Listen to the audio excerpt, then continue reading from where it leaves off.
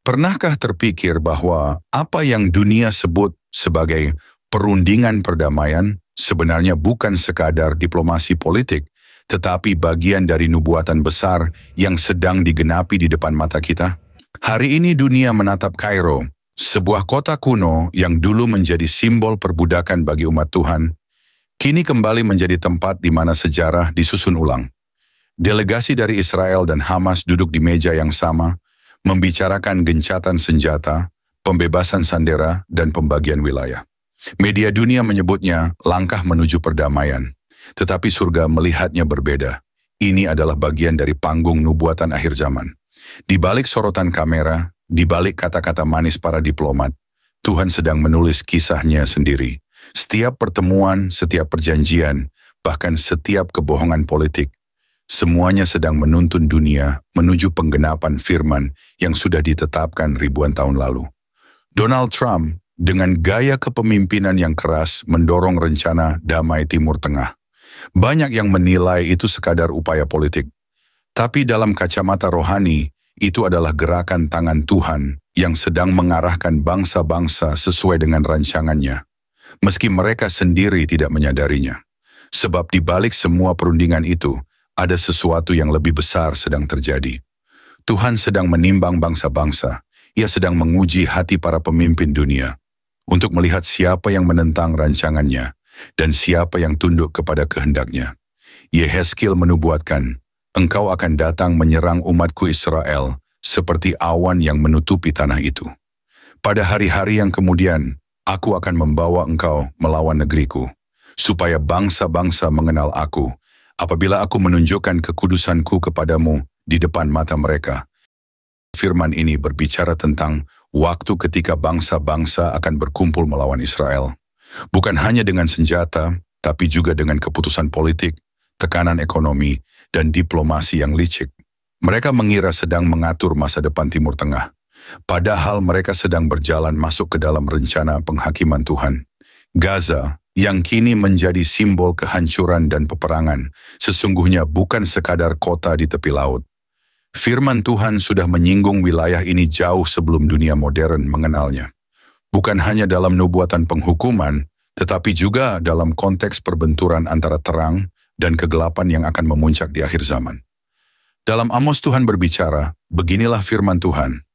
Karena 3 perbuatan jahat Gaza, bahkan karena 4, aku tidak akan menarik kembali hukumanku, sebab mereka telah mengangkut seluruh tawanan untuk menyerahkannya kepada Edom. Aku akan melepaskan api ke tembok Gaza yang akan memakan habis puri-purinya, dan sisa orang Filistin akan binasa. Ini bukan sekadar kisah kuno, ini adalah pola ilahi yang berulang di zaman kita. Dulu Gaza menyerahkan tawanan Israel kepada musuh. Hari ini mereka masih melakukan hal yang sama, menyandera, menentang, dan menghina umat pilihan Tuhan. Dan seperti dulu, api Tuhan akan kembali menyentuh tembok Gaza, bukan karena kebencian, tapi karena keadilan surgawi yang harus ditegakkan. Namun dunia tidak melihatnya seperti itu. Mereka berbicara tentang hak asasi, tentang kemanusiaan, tentang gencatan senjata, tapi mereka lupa satu hal yang paling mendasar. Tanah ini bukan milik manusia. Tanah ini adalah milik Tuhan. Dalam Imamat 25, Tuhan sudah menegaskan, tanah jangan dijual mutlak, karena akulah pemilik tanah itu, dan kamu hanyalah orang asing dan pendatang bagiku. Firman ini seperti kilat yang menembus sejarah. Dunia mungkin berpikir mereka bisa menggambar ulang batas-batas wilayah dengan pena politik, tetapi Tuhan berkata, tanah itu milikku, dan siapapun yang berani membaginya sedang menantang tangan sang pemilik. Yeremia 12 menambahkan dengan tegas, beginilah firman Tuhan. Mengenai semua tetangga jahat yang menjamah milik pusaka yang telah kuberikan kepada umatku Israel, sesungguhnya aku akan mencabut mereka dari tanah mereka. Tetapi sesudah itu, aku akan berbelas kasihan kepada mereka dan membawa mereka kembali masing-masing ke miliknya dan ke negerinya. Lihatlah betapa spesifiknya firman itu. Bangsa-bangsa yang menjamah tanah pusaka, Tuhan akan dicabut dari tanah mereka sendiri. Dan inilah yang sedang terjadi. Satu persatu bangsa yang menekan Israel mulai goyah dari dalam, terpecah, kehilangan arah, bahkan dilanda krisis. Sebab firman Tuhan tidak bisa dipermainkan. Yerusalem kini menjadi pusat perdebatan global. Bangsa-bangsa berusaha membaginya, mengaturnya, menawarnya. Namun setiap kali mereka menyentuhnya, mereka terluka oleh tangan Tuhan yang menjaga kotanya. Seperti yang dinubuatkan dalam Yesaya, seperti burung-burung berkepak di atas, demikianlah Tuhan semesta alam melindungi Yerusalem, melindungi dan melepaskannya, mengasihi dan menyelamatkannya.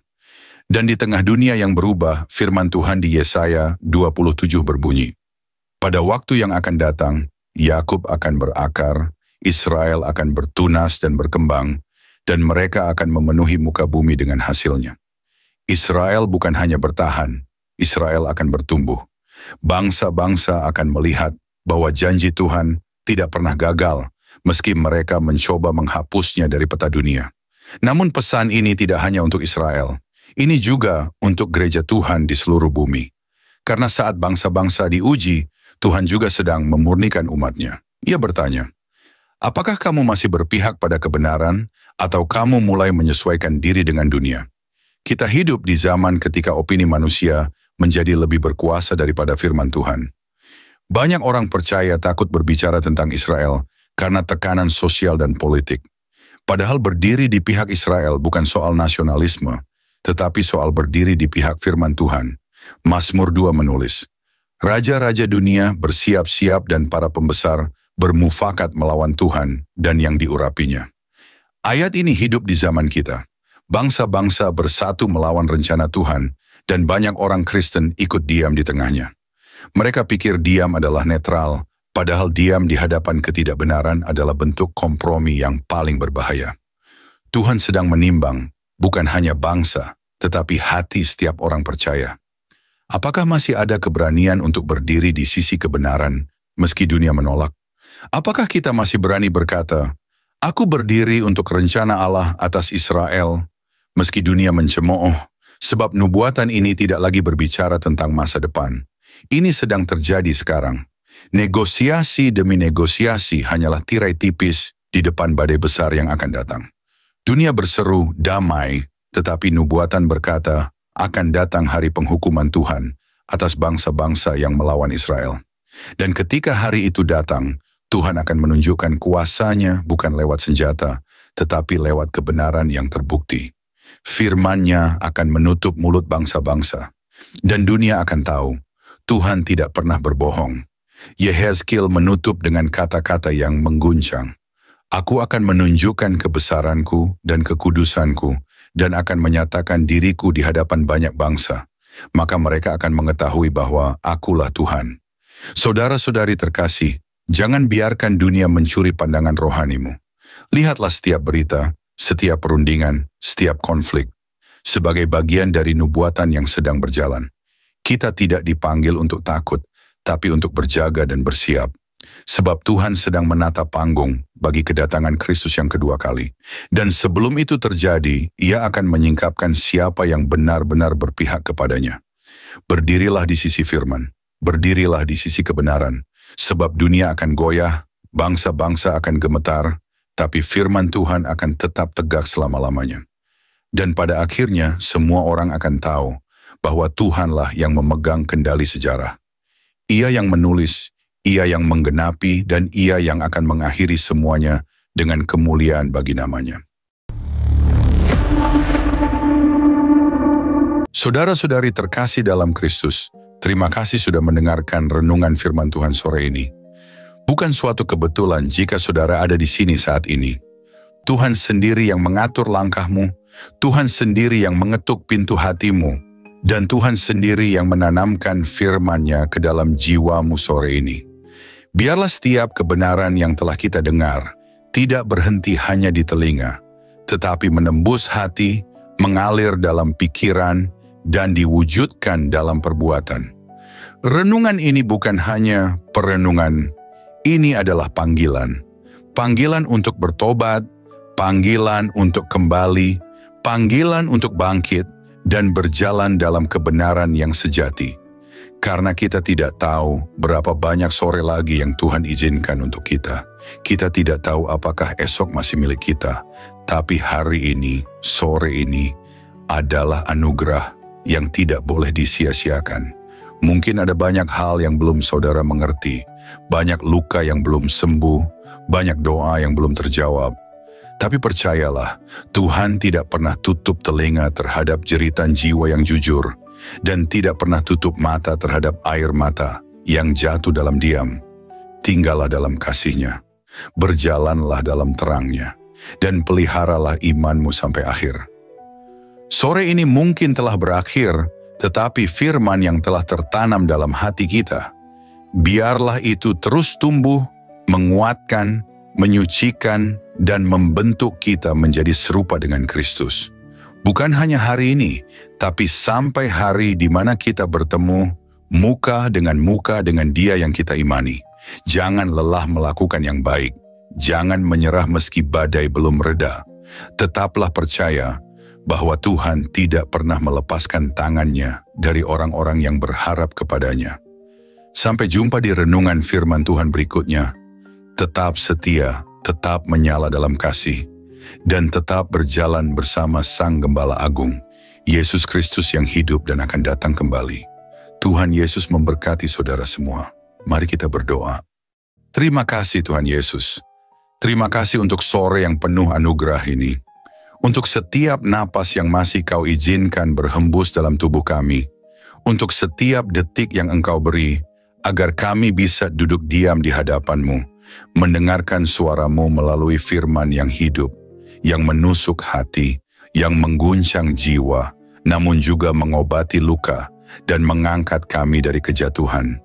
Tuhan Yesus, sore ini kami datang bukan hanya membawa telinga kami, tapi membawa seluruh keberadaan kami ke hadapan tahta kasih-Mu. Kami datang dengan hati yang kadang kotor, pikiran yang sering goyah, dan semangat yang mulai padam. Tapi firman-Mu sore ini membangkitkan kami kembali. Engkau berbicara bukan hanya lewat huruf dan kata, tapi lewat roh yang menghidupkan. Kami tahu Tuhan, seringkali kami mengabaikan suara-Mu. Kami terlalu sibuk dengan dunia, terlalu sibuk mengejar yang fana, hingga lupa bahwa Engkaulah sumber kehidupan sejati. Namun hari ini kami diingatkan lagi, bahwa tak ada satu pun dalam dunia ini yang lebih berharga dari hadirat-Mu. Engkaulah mutiara yang mahal, harta terpendam yang layak kami tinggalkan segalanya demi mendapatkannya. Ajari kami untuk mencintai-Mu lebih dari segala yang kami miliki. Terima kasih karena firman-Mu menegur kami, bukan untuk menghancurkan, tetapi untuk membentuk. Karena Engkau tidak membiarkan kami larut dalam jalan yang salah, namun menuntun kami kembali ke jalan yang sempit, jalan salib, jalan pengorbanan, jalan kebenaran. Tuhan Yesus, sore ini kami mengangkat tangan dan hati kami kepadamu. Segala yang telah kami dengar, biarlah tidak hanya tinggal dalam pikiran. Tanamkan itu dalam hati kami yang paling dalam. Ubah kami mulai dari dalam, jadikan kami pelaku firman, bukan hanya pendengar setia. Berikan kami hati yang lembut, hati yang sanggup menerima koreksi, dan tidak lari dari cahaya-Mu saat dosa kami disingkapkan. Ajari kami mencintai kebenaran, meski kebenaran itu menyakitkan. Ajari kami berjalan dalam kasih, meski dunia membalas dengan kebencian. Tuhan, jadikan kami terang di tengah kegelapan, garam di tengah kebusukan dunia ini. Dan ketika nanti malam datang, dan kesunyian menggantikan keramaian, biarlah firman-Mu terus bergema dalam hati kami. Biarlah suara-Mu lebih nyaring dari hiruk-pikuk dunia. Dan ketika kami tidur malam nanti, biarlah kami tidur dalam pelukan kasih-Mu. Dengan hati yang sudah dipulihkan, jiwa yang sudah disegarkan, dan semangat yang kembali menyala untuk berjalan bersama-Mu besok pagi. Tuhan, kami tahu hari-hari ini tidak mudah. Kami hidup di zaman yang gelap, di zaman di mana kebenaran dikompromikan, iman diperjualbelikan, dan kasih menjadi dingin. Tapi kami mohon, jangan biarkan hati kami menjadi seperti dunia. Teguhkan kami, Tanamkan keberanian dalam jiwa kami. Berikan kami api dari surga yang tidak padam, untuk tetap setia sampai akhir. Kami tahu jalan sempit itu tidak mudah, tapi kami tahu Engkau menyertai setiap langkah yang kami ambil. Meskipun air mata kami jatuh, Engkau mengumpulkannya dalam kirbat-Mu. Meskipun kami berjalan dalam lembah kelam, Engkau tetap setia menggandeng tangan kami. Kami tidak sendiri, kami tidak ditinggalkan. Berkati setiap orang yang mendengar renungan sore ini, dimanapun mereka berada, apapun pergumulan mereka, biarlah kasih-Mu menjamah dan menjawab mereka satu persatu. Angkat yang tertunduk, pulihkan yang remuk, dan kuatkan yang nyaris menyerah.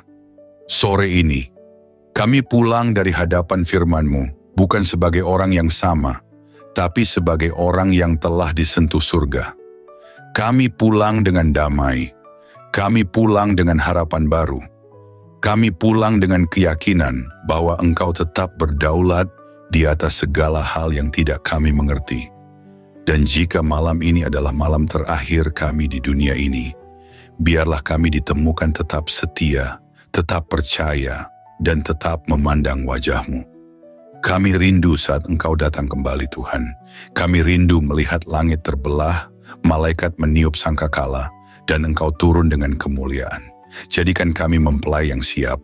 Jadikan kami gereja yang berjaga-jaga. Jadikan kami umat yang tidak tertidur. Kami tidak ingin Engkau datang tiba-tiba, dan kami masih bermain-main dengan dunia. Bangunkan kami Tuhan, sadarkan kami, segarkan kami, dan kuduskan kami hari demi hari. Terima kasih Tuhan Yesus. Segala pujian hanya bagi-Mu, segala kemuliaan hanya bagi nama-Mu, dan segala hidup kami hanya bagi kehendak-Mu. Dalam nama Tuhan Yesus Kristus, Tuhan yang hidup, Tuhan yang akan datang kembali, kami menutup renungan sore ini dengan penuh syukur dan kerendahan hati. Amin. Mari kita berdoa. Bapa kami. Bapa kami yang di sorga, dikuduskanlah nama-Mu. Datanglah kerajaan-Mu. Jadilah kehendak-Mu di bumi seperti di sorga. Berikanlah kami pada hari ini makanan kami yang secukupnya. Dan ampunilah kami akan kesalahan kami, seperti kami juga mengampuni orang yang bersalah kepada kami. Dan janganlah membawa kami ke dalam pencobaan, tetapi lepaskanlah kami daripada yang jahat. Karena Engkaulah yang mempunyai kerajaan dan kuasa dan kemuliaan sampai selama-lamanya. Amin.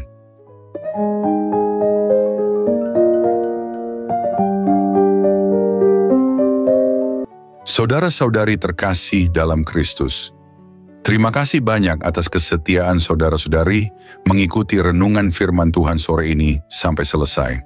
Semoga setiap firman yang telah kita dengar, setiap pesan yang telah menyentuh hati, dan setiap doa yang telah kita panjatkan bersama, sungguh-sungguh menjadi kekuatan dan penghiburan bagi hidup saudara di hari-hari yang penuh tantangan ini.